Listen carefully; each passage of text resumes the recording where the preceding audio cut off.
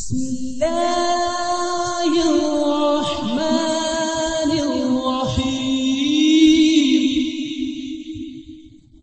মুসা আলাইহিসসালামের লাঠির অলৌকিক শক্তি একটি বাস্তব ঘটনা, সত্যি না গল্প? ভাবুন তো, একটা সাধারণ কাঠের লাঠি যদি বিশাল সাপ হয়ে যায় আর একাই জাদুকরদের জাদু ধ্বংস করে দেয়, তাহলে সেটিকে কি আপনি অলৌকিক বলবেন না? আজ শুনুন নবী মুসা আলাইহিসসালামের সেই অলৌকিক লাঠির কাহিনী, যা পুরো ফারাওনের দরবার কাঁপিয়ে দিয়েছিল। ঘটনার পটভূমি: মুসা আলাইহিসসালাম আল্লাহর পক্ষ থেকে নবুয়ত পেয়ে ফারাওনের সামনে যান।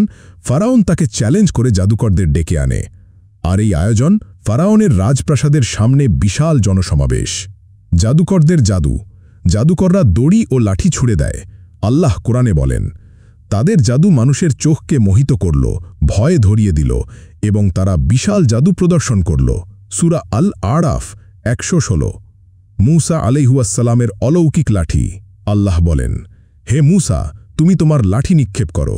তিনি লাঠি ছুড়ে দিলেন, আর সঙ্গে সঙ্গে সেই লাঠি এক বিশাল সাপ হয়ে গেল। সে সাপ সব দড়ি ও জাদুকরদের জিনিস গিলে খেল এক নিমিষে। ফলাফল, জাদুকররা নিজেরাই চমকে গেল, কারণ তারা জানত এটা জাদু নয়, এটা বাস্তব অলৌকিকতা। তারা সবাই সিজদায় পড়ে বলল, আমরা মুসা ও হারুনের রবের প্রতি ঈমান আনলাম। সূরা তহা ৭০। যারা সত্যকে চিনতে পারে তারা কোনো অবস্থাতেই দেরি করে না।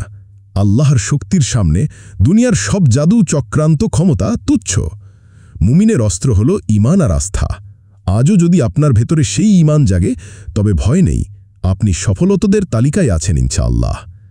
আল্লাহ আমাদেরও এমন ঈমানদার বানিয়ে দেন, আমিন। ফলো, লাইক, কমেন্ট করুন, যেন এমন আরও কন্টেন্ট আপনার কাছে পৌঁছে যায়। ইসলাম প্রচারে আপনার একটি শেয়ারই হতে পারে কারো হেদায়েতের দরজা।